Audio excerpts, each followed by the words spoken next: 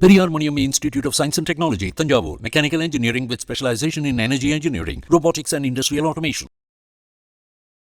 உங்களால் ஒரு தொகுதி கூட தமிழ்நாட்டில் ஜெயிக்க முடியல. இந்த முடிவை எப்படி பார்க்குறீங்க? இன்றைக்கு நாங்கள் மும்மடங்கு எங்களுடைய வாக்குகளை பெருக்கி இருக்கிறோம். வாக்கு சதவீதத்தில் அது வெளிப்படலையே.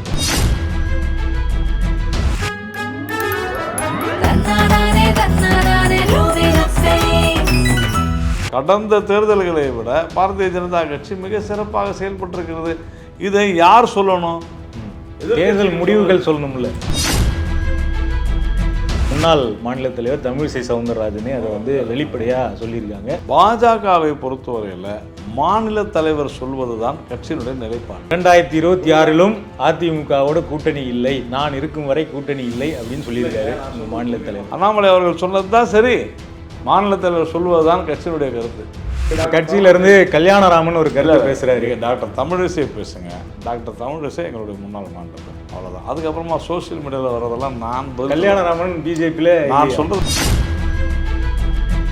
நான் இருக்கும் வரை கட்சியில் சமூக விரோதிகள் எல்லாம் அனுபவிச்சது இல்லை, ஆனால் இப்போ அப்படியா இருக்கு நிலைமை அப்படின்னு ஒரு கேள்வி கேட்குறாங்க. சில மாவட்டங்கள்னு சொன்னாங்க. ஹிந்து தமிழில் அவங்க கொடுத்த, ஆனால் அவங்க சொன்ன செய்தி உண்மை இருக்கலாம்.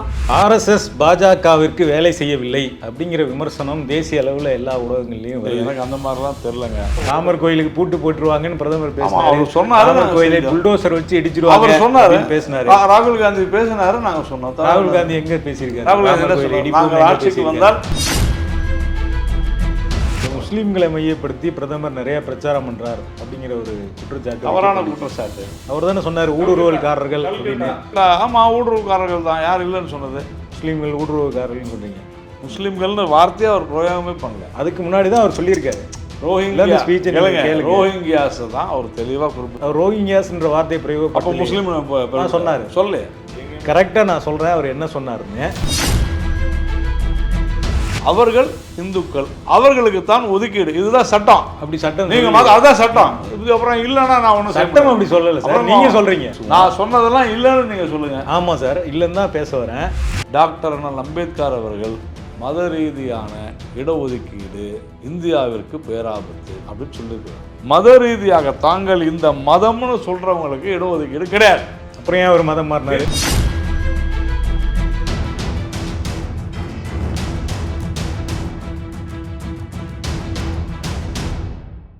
மின்னம்பலம் நேயர்களுக்கு வணக்கம். இந்த விவாதத்தில் நம்மோடு இணைந்திருக்கிறார் பாஜகவின் தமிழ்நாடு மாநில துணைத் தலைவர் திரு நாராயணன் அவர்கள். வணக்கம் சார். வணக்கம். நாடாளுமன்ற தேர்தல் முடிவுகள் வெளியாகி ஒரு வாரத்துக்கு மேலே ஆயிடுச்சு. தமிழ்நாட்டில் பாஜக நாங்கள் தான் எதிர்கட்சியாக செயல்படுறோம், ஒரு இரண்டாவது பெரிய கட்சியாக நாங்கள் வளர்ந்துருக்கிறோம் அப்படின்லாம் தேர்தலுக்கு முன்னாடி சொல்லப்பட்டுச்சு. தேர்தல் முடிவுகளில் தமிழ்நாட்டில் பாஜக என்ன முடிவை எட்டியிருக்கிறதா பார்க்குறீங்க? உங்களால் ஒரு தொகுதி கூட தமிழ்நாட்டில் ஜெயிக்க முடியல, இந்த முடிவை எப்படி பார்க்குறீங்க? இல்லை, திராவிட முன்னேற்ற கழகம் கூட 2014 ஒரு தொகுதியோட ஜெயிக்கல. அதனால் வெற்றி தோல்வி என்பது தேர்தலில் சகஜம் என்றாலும் கூட ஒரு உறுதியாக வெற்றி பெற்றிருக்க வேண்டும். சில தொகுதிகளாவது நாம் வெற்றி பெறுவோம் என்று நினைத்திருந்தோம். அது முடியவில்லை. 3 அணியினுடைய அந்த போட்டியில் ஒரு சில பிரச்சனைகள் ஏற்பட்டிருக்கலாம் என்று நினைக்கிறேன். ஆனால் கடந்த 44 வருடங்களில் மிக உற்சாகமாக எங்களுடைய தொண்டர்கள் களமிறங்கிய தேர்தல் இது. கிட்டத்தட்ட பார்த்திங்கன்னா எங்களுடைய கூட்டணியில் இருக்கக்கூடிய எல்லா கட்சி வேட்பாளர்களுக்கும் நாங்கள் பணியாற்றோம். இதற்கு முன்னால் அப்படி இல்லை. ஏனென்று சொன்னால் கடந்த சில தேர்தல்களாக 98, 99 பாராளுமன்ற தேர்தல், 2001 சட்டமன்ற தேர்தல், அப்புறமா 2004, 2009, இதிலெல்லாம் 2021, 2019 நாம் கூட்டணியோடு இறங்கிய போது 5 தொகுதி இல்லை அதிகபட்சம் 10 தொகுதி பாராளுமன்றம், இல்லை என்று சொன்னால் ஒரு 20 தொகுதி, அதிகபட்சமாக 20 தொகுதி, 22 தொகுதி சட்டமன்றத்தில் செய்யும்போது மற்ற தொண்டர்களெல்லாம் ஒரு களைப்புற்றார்கள். நம்ம இத்தனை வருடங்களாக பணியாற்றியும் நம்மால் தேர்தல் பணி செய்ய முடியவில்லையே என்கிற அந்த ஆதங்கம் இந்த தேர்தலில் அடியோடு ஒழிந்தது. அதே மாதிரி இங்கே கால் பதிக்க முடியாது என்று சொல்லி கொண்டிருந்தவர்கள் எல்லாரும் ஒரு சீட்டுக்கு 2 சீட்டுக்கும் திமுக கிட்ட தஞ்சம் புகுந்தாக. அதுமாதிரி பிஜேபி ஒன்றுமே இல்லைன்னு சொன்ன அந்த அஇஅதிமுகவினர் கூட இன்றைக்கி பிஜேபியினுடைய வேட்பாளர்களால் 3வது இடத்திற்கு தள்ளப்பட்டிருக்கிறார்கள் என்பது ஒரு மிகப்பெரிய சாதனை. பாஜக அதிமுகவை விட 2ஆம் இடம் பெறும் அதிமுகவே கிட்டத்தட்ட 13 இடங்கள்ல நாங்கள் 2வது இடத்துல வந்திருக்கோம்ல. மொத்தமாக பார்த்தீங்கன்னா எப்படி சொல்றீங்க? இல்லை, நீங்கள் மொத்தமாக பார்த்தோம்னா, அதாவது பாரதிய ஜனதா கட்சியை எப்படியாவது குறை சொல்ல வேண்டும் என்று பேசக்கூடாது. இல்லை, குறை சொல்ல சார், நம்ம நம்பர்ஸ் அடிப்படையிலே நான் சொல்றது இது நாள் வரை எப்படி இருந்துச்சு, இப்போ எப்படி இருக்குது. இன்றைக்கு நாங்கள் மும்மடங்கு எங்களுடைய வாக்குகளை பெருக்கி இருக்கிறோம். வாக்கு சதவீதத்தில் அது வெளிப்படலையே சார். வாக்கு சதவீதத்தில் என்ன வெளிப்படல? 11.2%. வேற கடந்த இந்த ஒரு 25 ஆண்டுகளில் 11% வாக்குகளை எந்த எதிர்கட்சி வாங்கியிருக்கு சொல்லுங்க. இல்லை சார், நீங்கள் 2014 வந்து நான் கேட்கறதுக்கு பதில் சொல்லுங்க. கடந்த 25-30 ஆண்டுகளில் திமுக அதிமுகவை தவிர வேறு யார் இவ்வளவு வாக்கு? நீங்களே சொல்றீங்க திமுக அதிமுகவை தவிர அப்படின்னு. அப்ப அதிமுகவை விட பாஜக வந்து இது உலகம் முழுக்க தெரிஞ்ச விஷயம் தான். இந்த தமிழ்நாட்டில் நீங்க சொன்ன இதுதானே அது. கடந்த 40, 50, 55 வருடங்களாக திமுகவும் அதிமுகவும் தான் பெரிய கட்சிகள். அதில் ஒன்றும் மாற்று கருத்துலாம் யாருக்குமே இல்லை. நாங்கள் ஒன்றும் இல்லைன்னு சொல்லி. ஆனால் உங்க மாநில தலைவர் அண்ணாமலை தான் சொன்னார், அதிமுகவை நாங்கள் பின்னுக்கு தள்ளி 2ஆம் இடம். இப்போ தள்ளமா இல்லையா? எத்தனை தொகுதிகள் இருக்கட்டும், 13 இடத்துல. நாங்கள் நின்ற 20 இப்போ தாமரை சின்னம் இருந்து 21 தொகுதியில் 13 இடத்துல நாங்கள் பின்னால் தள்ளி இருக்கிறோமே. அது வெற்றி தானே எங்களுக்கு, இல்லைன்னு சொல்ல முடியாது. இன்னைக்கு வளர்ச்சி பாஜக இன்னைக்கு திமுகவினுடைய வெற்றியையும் அஇஅதிமுக தோல்வியும் நிர்ணயம் செய்திருப்பது நாங்கள். அது போதும்னு நினைக்கிறீங்களா? இல்லை, போதாது, வெற்றி பெற வேண்டும். ஆனால் கடந்த தேர்தல்களை விட பாரதிய ஜனதா கட்சி மிக சிறப்பாக செயல்பட்டிருக்கிறது. இதை யார் சொல்லணும்? எதிர்கட்சிகள் சொல்லணும்ல. எதிர்கட்சி தேர்தல் முடிவு சொல்லியிருக்குது.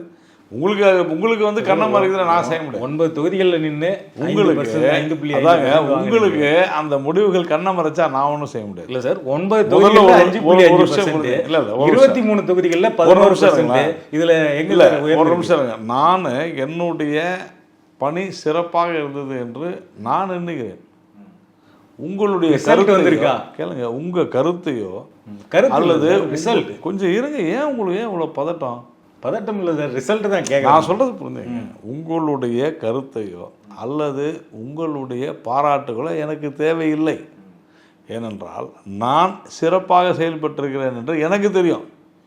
நான் 3.3% என்று சொல்லி கொண்டிருந்தவர்கள் எல்லாருமே பிஜேபி 3% தான் வாங்கிடுச்சுன்னு சொன்னாங்க. இன்றைக்கி 11.2% தனியாகவும் கூட்டணியாக நாங்கள் 18-19% வாங்கியிருக்கிறோம்னு சொன்னால், இந்த கடந்த 1967க்கு பிறகு இது போன்று நடந்ததில்லை, இப்பொழுது நடந்திருக்கிறது. அதனால் வருங்காலத்தில் பாரதிய ஜனதா கட்சியை கண்டு அதனுடைய வளர்ச்சியை கண்டு அஞ்சத்தான் ஆக வேண்டும் என்பதுதான் உண்மை. நீங்கள் எப்படி வேணால் வச்சுங்க, வரலன்னு சொல்லுங்கள்.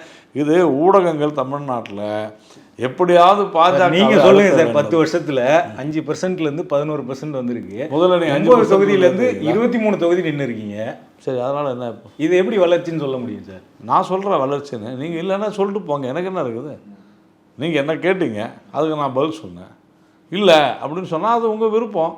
நீங்கள் உங்களுக்கு வந்து வளர்ச்சியாக தான் நீங்கள் நினைக்கிறீங்க. உறுதியாக இது வந்து பாரதிய ஜனதா கட்சி வளர்ந்துருக்கிறது. தமிழகத்தில் கால் மட்டுமல்ல, கால் பதிக்கலை அப்படின்னு சொல்கிறது மட்டுமல்ல, இங்கே வேரூன்றி இருக்கிறோம் என்பதை புரிந்து கொள்ள வேண்டும். இப்போ அதிமுகவோடு சேர்ந்து பாஜக கூட்டணி அமைச்சு போட்டியிருந்தா நிறைய தொகுதிகளில் வென்றிருக்கலாம் அப்படிங்கிற ஒரு கருத்து சொல்கிறாங்க. குறிப்பாக முன்னாள் மாநில தலைவர் தமிழிசை சவுந்தரராஜன் அப்படிதான் வெளிப்படையாக சொல்லியிருக்காங்க. அப்படிதான் சொன்னாங்களா?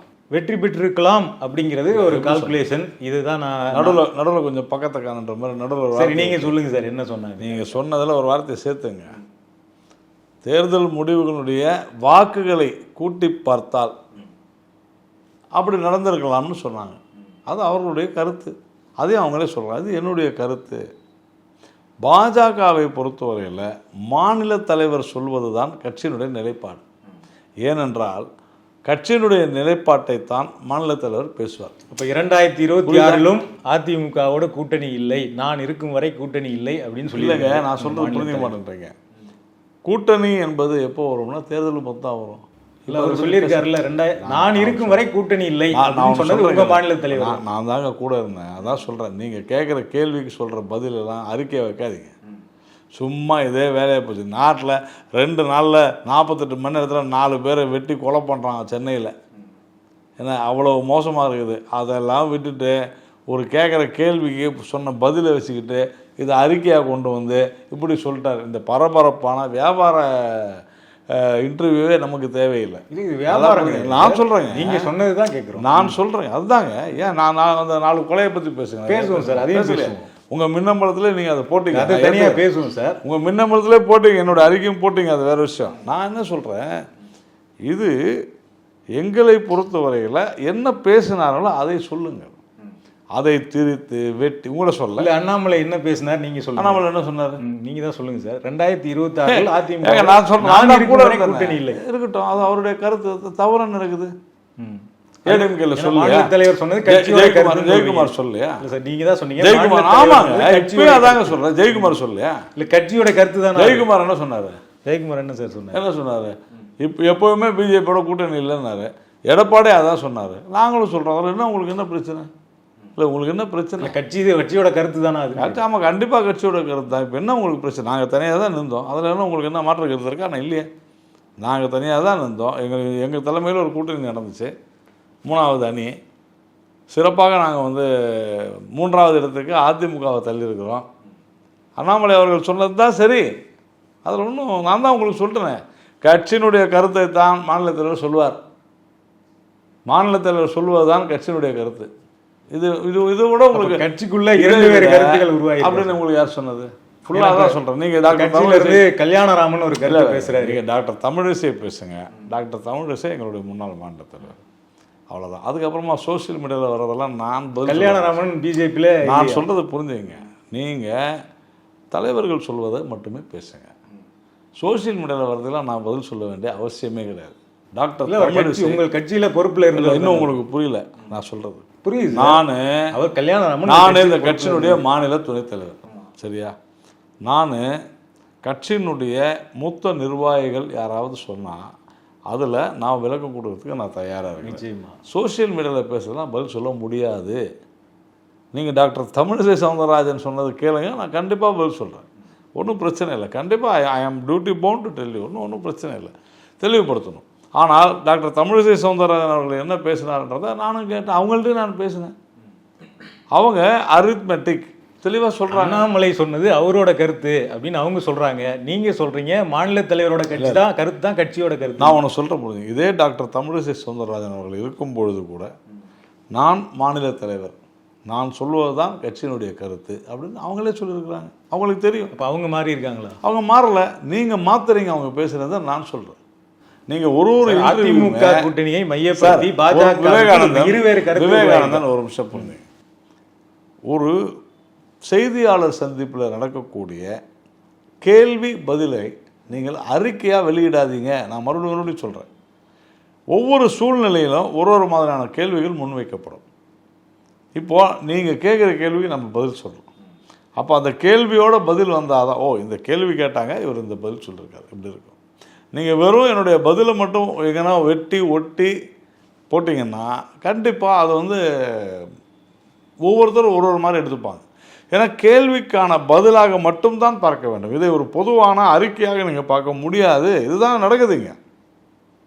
நீங்கள் அண்ணாமலை அவர்கள் ஒரு விஷயம் பேசுனார்னு சொன்னால் பத்திரிகையாளர் சந்திப்புக்கும்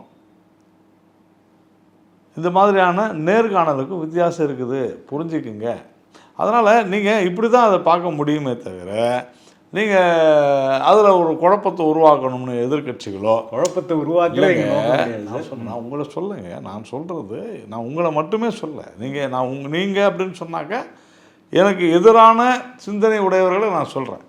அப்போது இது வந்து எதிர்கட்சிகளோ, அதான் சொன்னேன், எதிர்கட்சிகளோ இல்லை சில ஊடகங்களோ முன்னுமே இல்லாத விஷயத்தை பெரிதாக்குவது. நான் தான் சொல்கிறேன், தமிழ்நாட்டில் இங்கே வந்து வேலை வாய்ப்புகள் பெருகவில்லை, இங்கே முதலீடுகள் வருவதில்லை, தொழில் முன்னேற்றம் இல்லை, இந்த மாதிரி நிறைய பிரச்சனை இருக்குது. டெய்லி குடிச்சிட்டு டெய்லி தகராறு நடக்குது, வெட்டு கூத்தாகுது, கொலை விழுது, செயின் பறிப்பு நடக்குது, இவ்வளவும் நடந்துக்கிட்டு தான். அது கும்பகோணத்தில் இப்போ வந்து பஸ் ஸ்டாண்டில் செயினை படிச்சுட்டு போகிறான்.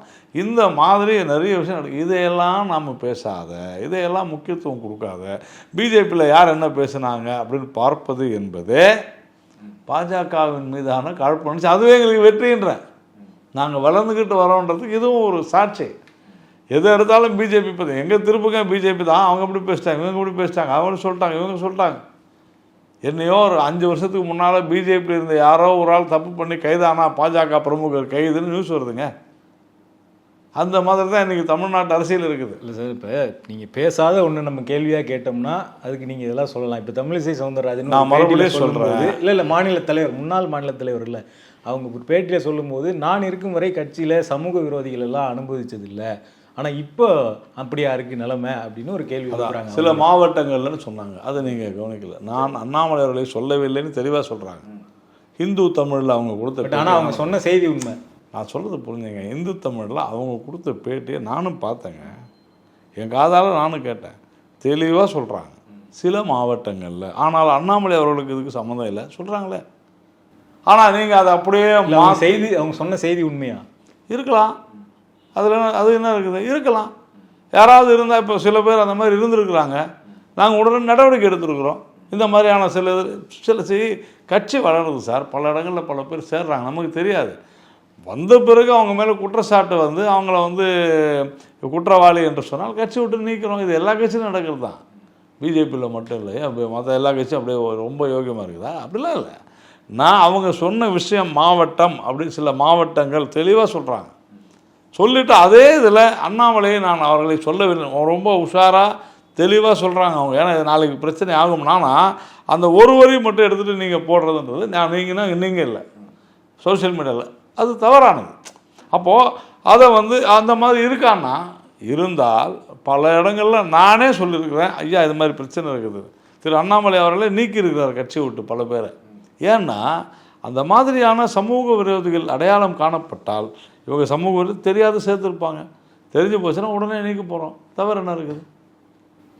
இப்போ இந்திய அளவிலான திமுகவில் எத்தனை பேரை நீக்கியிருக்கிறாங்க, நீக்கிட்டு திருப்பி சேர்த்துப்பாங்க. நான் 3 மாதம் கழிச்சு அந்த மாதிரி நாங்கள் செஞ்சுருக்கிறோமா சொல்லுங்கள்?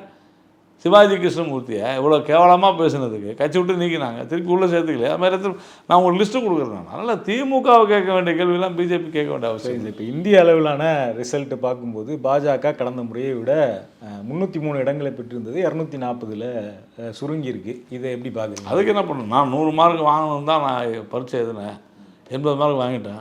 இல்லை நான் ஃபெயிலுன்னு நான் சொல்லிக்க முடியுமா? கிடையாது. ஏன் மார்க் போடல? பாஸ் தான், ஃபெயில் தான். ஏன் மக்கள் மார்க் குறைஞ்சி போச்சு. அடுத்த தேர்வில் நாங்கள் எங்களை சரி பண்ணிப்போம், 100 மார்க் வாங்க முயற்சி பண்ணுவோம், அவ்வளோதான். வெற்றி தான், சும்மா அந்த புலம்புற வேலையெல்லாம் இல்லை. அதுதான் விஷயம். ஓகே, நீங்கள் சொல்கிறது புரியுது எனக்கு. மக்கள் உங்களுக்கு வந்து அடுத்த முறை நீங்கள் அந்த நம்பிக்கையை பெறுவீங்க அப்படின்னு சொல்கிறீங்க. இப்போ உங்களுடைய தாய் அமைப்பான RSS அதிலிருந்தே வந்து சில தலைவர்கள் வந்து சார் டெமோக்ராட்டிக் நாடு மட்டும் இல்லை சார், ஒவ்வொருத்தருக்கும் அவங்கவுங்களுக்கு உரிமை இருக்குது. இல்லை, அவர் சொல்கிற சில முக்கியமான கருத்து இருக்குது. RSSலேருந்து இந்திரேஷ் குமார் அவர் சொல்லியிருக்காரு, பாஜக வந்து ராம் பக்தர்களுடைய பார்ட்டியாக இருந்தது, ஆனால் அது வந்து ஒரு அரகன்ஸுக்குள்ளே போயிடுச்சு. அந்த அரகன்ஸால் தான் இன்றைக்கி வந்து 240ல் தடுத்து நிறுத்தப்பட்டிருக்கு. இதை லார்ட் ராம் செய்திருக்கிறார் அப்படின்னு கருத்து சொல்லியிருக்காரு. அது அவருடைய ஃபேஸ்புக் பேஜில் லைவாகவே இருக்கு. ஒன்று நான் வந்து நீங்கள் சொல்கிற விஷயத்த பார்க்கல, அப்படி இருந்தாலும் ஒவ்வொருத்தருக்கும் ஒரு கருத்து இருக்கலாம். இப்போ இதனால் தோற்றோம், அவருடைய பகுதியில் அவர் பணியாற்றிய இல்லை அவர் இருக்கக்கூடிய பகுதிகளில் அவர் எதாவது பார்த்துருப்பார், எழுதியிருப்பார். ஆனால் இது எல்லாத்துக்கும் பொருந்துன்றது கிடையாது. இப்போ தமிழ்நாட்டில் 39 இடங்களில் பாரதிய ஜனதா கட்சி வெற்றி பெறவில்லை என்றால் அதற்கு ஒரு காரணம் இருக்கும். காரணம் இருக்குமா இல்லையா? காரணம் இல்லாத இருக்காது, இருக்குது. அந்த காரணத்தை நாங்கள் சரி செஞ்சுப்போம், அது ஒன்றும் தவறு இல்லை.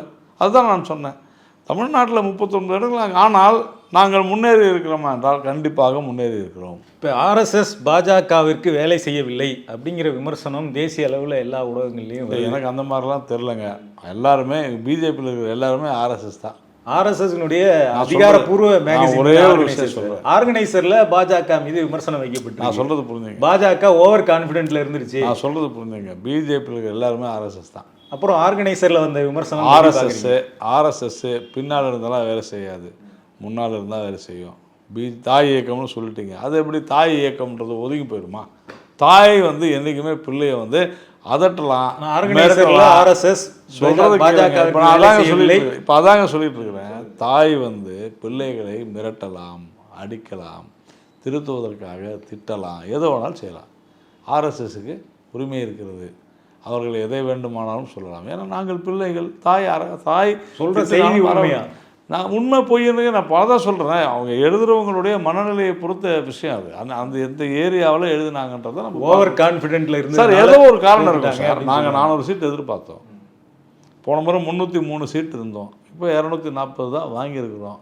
63 இடங்களை இழந்திருக்கிறோம். கண்டிப்பாக அது வந்து ஒரு உண்மையிலே அதை வந்து நாம் பார்க்கணும், இன்ட்ரோஸ்பெக்ட் பண்ணோம். நாங்கள் எங்களை வந்து உள்ளார்ந்து நாங்கள் யோசனை செய்து பார்க்கணும். நான் தான் ஏற்கனவே சொன்னேன், திமுக கூட தான் 2014 0, அதுக்கப்புறமா இன்றைக்கி 39 இடங்களும் வெற்றி பெறுறாங்க அப்படின்னு சொன்னால் அது மாதிரி நாங்களும் வருவோம். இவ்வளோதாங்க விஷயமே. அரசியலில் வெற்றி தான் first past the post system தான். நீங்கள் குறைஞ்சி போயிட்டீங்களே தோத்துட்டீங்களேன்னா கிடையாது. மீண்டும் நான் வெற்றி பெற்றிருக்கிறேன். இது புரிஞ்சுங்க. பாஜக மீண்டும் வெற்றி பெற்றிருக்கிறது. இந்தியா கூட்டணி அப்படின்னு அவங்க சொல்கிறாங்க. அந்த இண்டி கூட்டணி பெற்ற 272ங்கிற மார்க் தானே சார் வெற்றி. நான் சொல்கிறேங்க இல்லைங்க, அந்த இண்டி கூட்டணி அவங்க எல்லாம் சேர்ந்து நான் 230 வாங்கிட்டேன்றாங்களே, எல்லாம் சேர்ந்து நாங்கள் கூட தான் எல்லாம் சேர்ந்து நீங்கள் சொல்கிற 270 தாண்டிட்டோமே. எங்கள் கூட்டணி தாண்டிடுச்சா இல்லையா? 293. அப்போ நாங்கள் தானே வெற்றி. அதை போய் வெற்றி இல்லை. அவங்கெல்லாம் பார்த்தீங்கன்னா 230. ஏங்க நாங்கள் 293 சார், அவ்வளோதான் சார். ஆனால் கடந்த முறை நான் மறுபடியும் சொல்கிறேங்க, நான் மறுபடியும் சொல்கிறேன், பாஸ் தான், ஃபெயில் தான், ஒன்றும் செய்ய முடியாது. நீங்கள் இன்னும் 5 வருஷம் மாறுறதுக்கு வாய்ப்பு இருக்கா இந்த 5 வருஷத்துக்கு? இல்லையே, அதுக்கான வாய்ப்பே இல்லையே. நாங்கள் தான் பாஸ் பண்ணிட்டோமே. இனிமேல் நிதிஷ்குமார் வந்து ஏற்கனவே இந்த 5 ஆண்டுகளில் 3 முறை கூட்டணி மாறி இருக்கு. அந்த நான் என்ன சொல்கிறேன், இந்த கதையெல்லாம் வந்து இதெல்லாம் ஆசை. அவர் வந்துடுவார், இவர் வந்துடுவார். அவர் வந்தாருன்னா இங்கேருந்து யாரும் வரமாட்டாங்களா? ஆசை இல்லை சார், கடந்த கால நிகழ்வு சொல்கிறது. இங்கேருந்து யாரும் வரமாட்டாங்களா? கேள்வி அவ்வளோதான். அதனால் சும்மா அவர் வந்து வரமாட்டாரா, இதெல்லாம் அவங்க ஆசை தான். கடந்த காலத்தில் திமுக கூட தான் கூட்டணி வச்சுருந்துச்சு. இல்லை இந்த 5 ஆண்டுகளில் 3 முறை உடனே 5 ஆண்டுகள்ன்றீங்க. நான் திமுக கூட தான் கூட்டணி வச்சுருந்துச்சு. திருப்பி வச்சுக்க அதான் கேட்கறதுக்கு எவ்வளோ நேரம் ஆகும்? நல்லா புரிஞ்சுங்க. அது இல்லை, அதுக்கான முயற்சி நடக்குது. அது அவசியம் இல்லை. ஏன்னா இன்றைக்கி நாங்கள் நல்லா தானே இருக்கிறோம். நான் என்ன சொல்கிறேன், அப்படி இல்லை. நாங்கள் இன்றைக்கி எங்களுடைய கூட்டணி மகத்தான வெற்றியை பெற்றிருக்கிறது. 3வது முறையாக இதுவரையிலும் இந்தியாவில் தொடர்ந்து 3 முறை மக்களால் தேர்ந்தெடுக்கப்பட்டு பிரதமரானது யாருமே இல்லை. எல்லாம் நேருவை சொல்லுவாங்க பிரதமராக பதவியேற்றார்னு. 3 முறை கோட் அன்கோட் மக்களால் தேர்ந்தெடுக்கப்பட்ட. ஏன்னா முதல் முறை நேரு வந்து நேஷனல் கவர்மெண்ட் தான், அவர் மக்களால் தேர்ந்தெடுக்கப்படலை. 52க்கு மேலே தான். அதனால் நல்லா புரிஞ்சுங்க, எங்களை பொறுத்தவரையில் திரு நரேந்திர மோடி அவர்கள் மிக மிக மிக அற்புதமான வெற்றியை பெற்றிருக்கிறார் தான் என்னை பொறுத்தவரையில் நான் சொல்லுவேன். ஆமாம், நாங்கள் 400 இடங்களை எதிர்பார்த்தோம், கிடைக்கவில்லை. அதனால உத்தரப்பிரதேசத்தில் பாஜக பின்தங்கி இருக்கு. தவறுதான். அது அங்கே என்ன பிரச்சனை, காரணம் என்னவா பார்க்குறீங்க? காரணம் கட்சி சிந்திக்கும் சார். நான் உத்தரப்பிரதேசத்தில் இல்லை. எனக்கு இங்கே தமிழ்நாட்டில் ராமர் கோயில் அப்படிங்கிறது பாஜகவுக்கு மிக முக்கியமாக எதிர்பார்க்கப்பட்ட ஒரு நல்லா அந்த தொகுதியில் பாஜக ராமரை ஏன் போய் நீங்கள் ஒரு தொகுதிக்குள்ளே அடைக்கிறீங்க? அடைக்காதீங்க. ராமரை மையப்படுத்தி இந்தியா முழுக்க ராமரை வச்சு நாங்கள் பண்ணவே இல்லையே. எங்கன்னா ராமர் கோயிலுக்கு பூட்டு போட்டுருவாங்கன்னு பிரதமர் பேசினார். அவர் சொன்னாரு, புல்டோசர் வச்சு இடிச்சிருவாங்க அவர் சொன்னாரு, பேசினாரு. ராகுல் காந்தி பேசினாரு, நாங்க சொன்னோம். ராகுல் காந்தி எங்க பேசியிருக்காரு? ராகுல் காந்தி என்ன சொன்னார்? நாங்கள் ஆட்சிக்கு வந்தால் தீர்ப்பை மாற்றுவோம்னாரு. அது கோயில் இடிக்க போறோன்றது அது மீனிங் இல்லையே. கேட்டீங்களா? நான் சொல்றேன் எப்படி மீனிங் சொல்லுங்க, பொறுமையா கேளுங்க. ஷாபானு வழக்கு தெரியுமா உங்களுக்கு? தெரியுமா?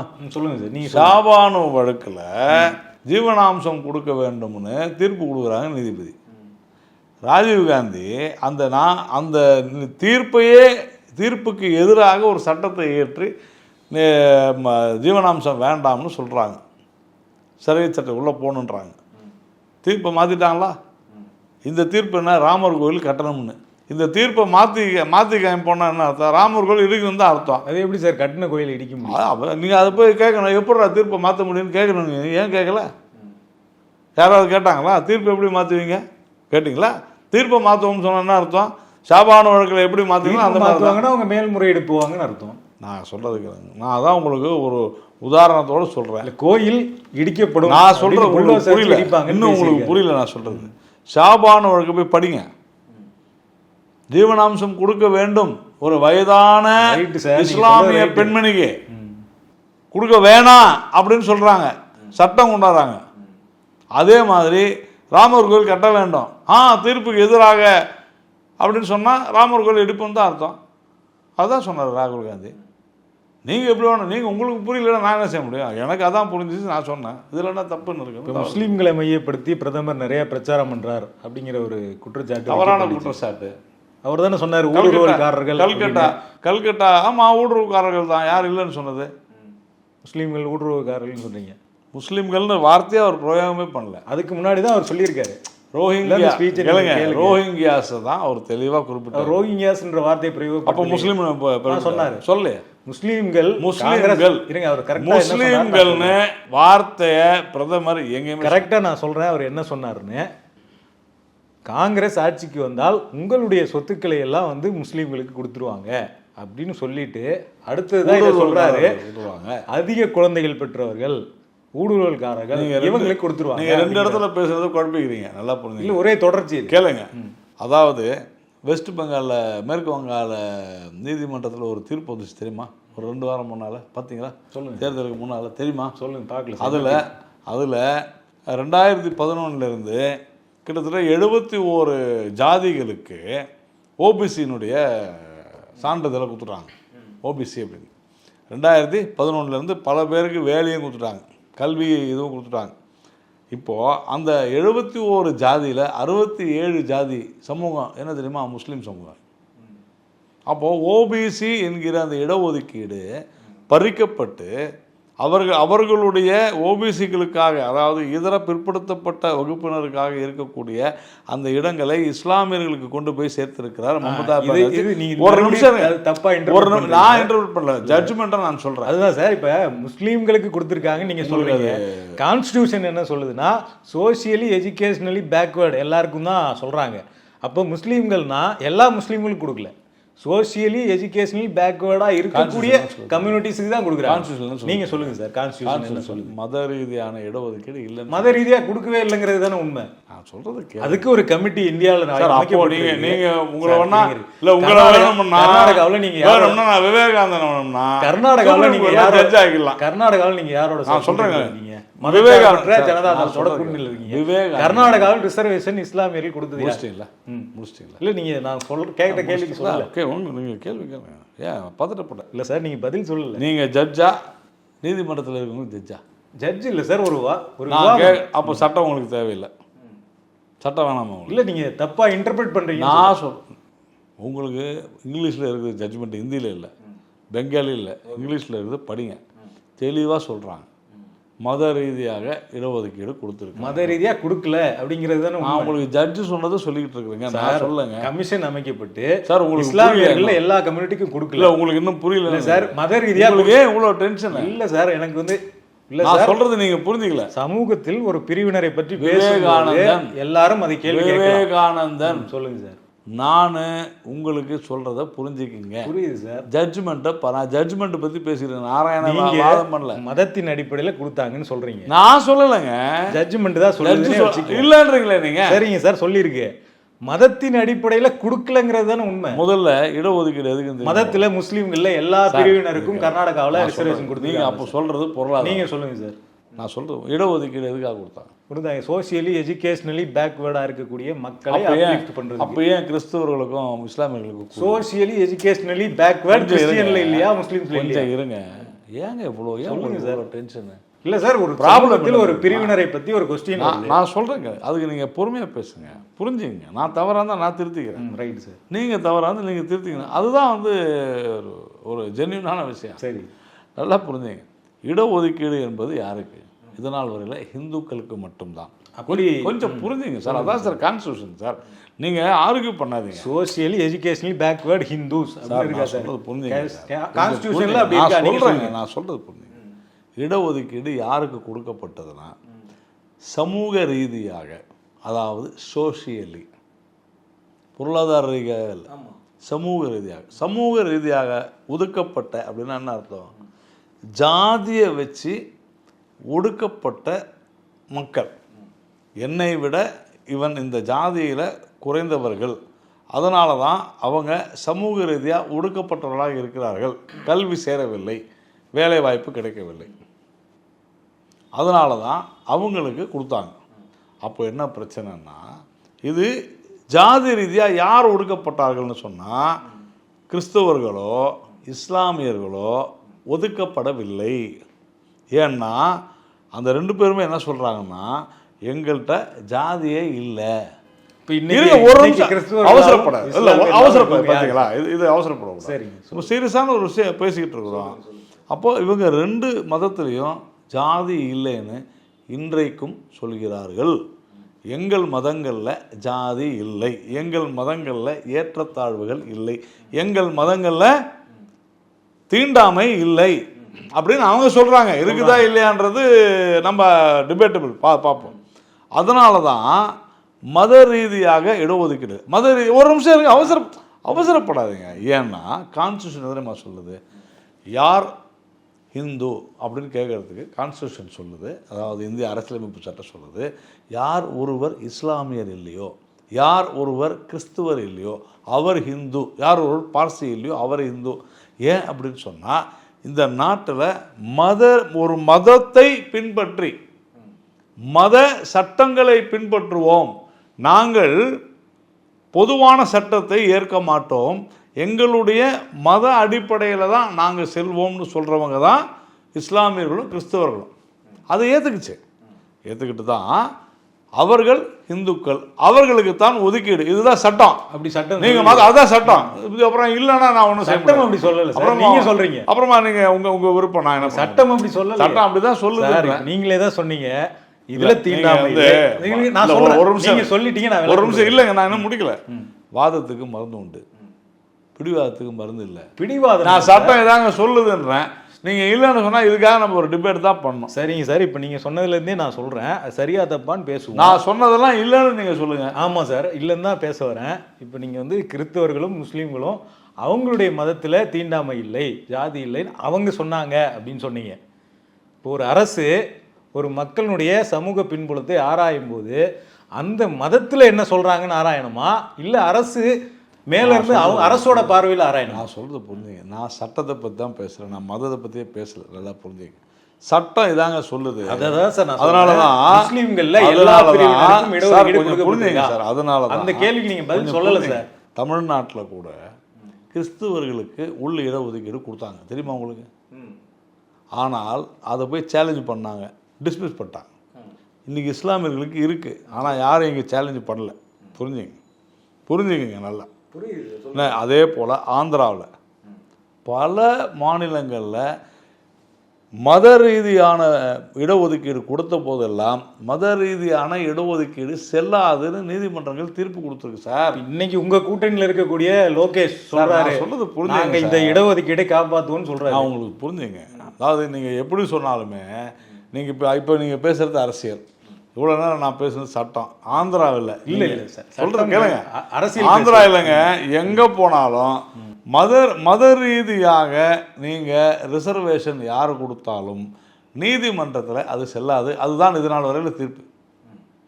இவ்வளோதான் விஷயம். தமிழ்நாடு உட்பட மத ரீதியாக கொடுக்கப்படவே இல்லைங்கிறது தான் சார் சொல்ல வர்றது. நீங்கள் நான் கேட்குற கொஸ்டினுக்கு நீங்கள் ஒரு ஆன்சரும் பண்ண சார். நான் மறுபடியும் நாங்கள் தாங்க வரணும். நான் உங்களுக்கு புரியுதா மாதிரி ஒரே ஒரு ஆன்சர் திருப்பி நான் ஒரே ஒரு ஆன்சர் நான் மறுபடியும் எல்லாருக்கும் கொடுக்கப்பட்டிருக்கான். நான் ஒன்று மறுபடியும் சொல்கிறேன் கேளுங்க.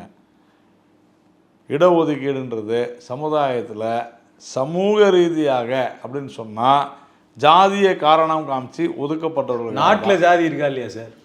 கண்டிப்பா இருக்குது. அப்ப மதம் மாறினவங்களுக்கு ஜாதி எப்படி இல்லாம? அவங்க தான் நான் சொல்லி அவங்க மதத்துல தானே சொல்றாங்க. ஆனா அரசு அப்போ அரசு மதத்தின் பார்வையில பார்க்க முடியுமா மக்களை? புரிஞ்சுங்க சார்.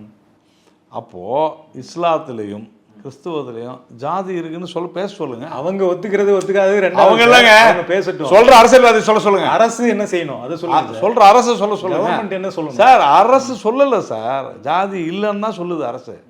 அரசு தான் ஆணையம் வச்சு ஆய்வு. உங்களுக்கு இது புரியலன்னு நான் நினைக்கிறேன். அரசு முஸ்லிம்கள் இருக்கக்கூடிய ஒரு சில கம்யூனிட்டிக்கு இடஒதுக்கீடு கொடுக்கல. ஏன்னா அவங்க சோசியல் ரீதியா மேலாங்க. அதுதான் தவறுன்னு சட்டம் சொல்லிடுச்சுங்க. நீங்க என்ன புரியாத பேசிட்டு இருக்கீங்க? சட்டம் தாங்க அதுதான் தவறுன்னு தாங்க சொல்லுது. சட்டப்படி அவங்களுக்கு கொடுக்கல சார். இஸ்லாமியர்ல இருக்கக்கூடிய ஒரு சில பிரிவுகளுக்கு புரியல உங்களுக்கு. அரசாங்கத்தால் அணைக்கப்பட்ட ஆணையம். நான் சொல்றது புரிஞ்சுங்க. If it is challenged it will be dismissed by the court. தவறு சார் அது. நான் தவறுன்னு சொல்கிறேன், அப்புறமா நீங்கள் இதே சொல்லிட்டு இருக்கீங்க. நான் தான் தவறுன்னு தானே சொல்கிறேன், சட்டப்படி தவறு. அப்புறம் சார் நீங்கள் மிஸ்இன்டர்பிரட் பண்ணுறீங்க. மதத்தின் அடிப்படையில் கொடுக்கப்படலை, அவங்களுடைய சமூக பின்புலத்தின் அடிப்படையில். விவேகானந்தனுக்கு என்னை விட சட்ட அறிவு அதிகமாக இருக்கலாம், நான் இல்லைன்னு சொல்ல இருக்கணும்னு அவசியம் இல்லை சார். இருக்கலாம், நான் ஒன்றும் இல்லை, நான் மறுக்கலை. ஆனால் நான் எனக்கு தெரிந்த சட்டத்தை சொல்கிறேன். சட்டப்படி மத ரீதியாக யாருக்கும் இங்கே இடஒதுக்கீடு கிடையாது. நானும் அதை சொல்லலை சார், மத ரீதியாக இடஒதுக்கீடு கிடையாது. ஆனால் மதத்தின் அடிப்படையில் கொடுத்தாங்கன்னு சொல்றதுதான் சொல்றேன். தான் ஒரு இஸ்லாமியர் என்று சொல்லி அதனுடைய சட்டங்களை நான் பின்பற்றுவேன் என்று சொல்பவர்களுக்கு இடஒதுக்கீடு இல்லை. இவ்வளோதான் விஷயம். இந்தியா மதசார்பற்ற நாடு. நான் தான் உங்களுக்கு சொன்னேன், முதல்ல புரிகிற மாதிரி சொன்னேன். யார் ஹிந்து அப்படின்னு சொன்னால், யார் ஒருவர் இஸ்லாமியர் இல்லையோ, யார் ஒருவர் கிறிஸ்துவர் இல்லையோ, யார் ஒருவர் பார்சி இல்லையோ, அவர் ஹிந்துன்னு ஏன் சொன்னாங்க அப்படின்னு சொன்னாக்க, இந்த இந்துக்கள் தான், இந்த கலாச்சாரத்தில் தான், இவங்களுடைய வாழ்க்கை முறையில் தான், இவங்களுடைய வழிபாட்டு முறைகளில் தான் தீண்டாமை இருக்கிறது. தீண்டாமையினால்தான் இங்கே சமூக ரீதியாக பின்தங்கி இருக்கிறார்கள் அப்படின்னு சொன்னதுனால தான் இடஒதுக்கீடு வந்துச்சுன்னு நான் சொல்கிறேன். நீங்கள் இல்லை அப்படின்னு சொன்னீங்கன்னா அந்த அரசியலமைப்பு சட்டம் அதை சொல்லியிருக்க வேண்டிய அவசியம் இல்லை. நான் சொல்லலை, இது எல்லாமே நீங்கள் சொல்கிற மாதிரி விவேகானந்தன் கொஞ்சம் புரிஞ்சுங்க. இதெல்லாம் நான் சொல்ல, டாக்டர் அண்ணல் அம்பேத்கர் தெரியுமா உங்களுக்கு? அப்படிங்கிற வார்த்தை நான் சொல்றேன். நீங்க அம்பேத்கர் சொன்னதே தவறாக சொல்லாதீங்க. நான் நடுவில் நான் சொல்லவே ஆரம்பிக்கிறேன் சார். டாக்டர் அண்ணல் அம்பேத்கர் அவர்கள் மத ரீதியான இடஒதுக்கீடு இந்தியாவிற்கு பேராபத்து அப்படின்னு சொல்லியிருக்கிறார்.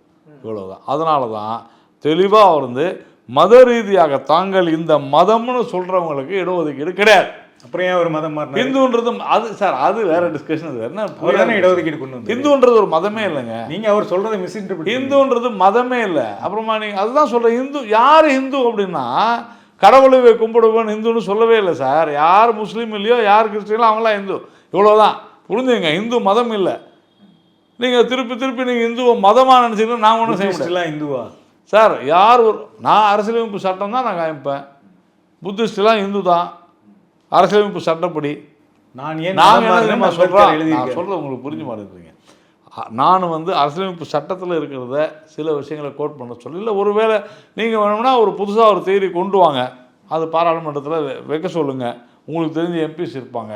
மத ரீதியாகவும் நம்ம இடஒதுக்கீடு கொடுக்கலான்னு சொன்னால், முஸ்லீம்களுக்கு இவ்வளோ சதவீதம் இருக்கிறாங்க, கிறிஸ்துவர்கள் சதவீதம் இருக்காங்க, இவ்வளவு இந்துக்கள் இருக்கிறாங்க அப்படின்னு நீங்கள் ப்ரப்போஸ் பண்ணுங்கள். உங்களை யாரும் வேணான்னு சொல்லி யாரும் தடுக்கலையே. நன்றி சார், நல்ல விஷயங்களை பகிர்ந்துக்கிட்டீங்க. Periyar Maniam Institute of Science and Technology, Tanjavur. Mechanical engineering with specialization in energy engineering, robotics and industrial automation.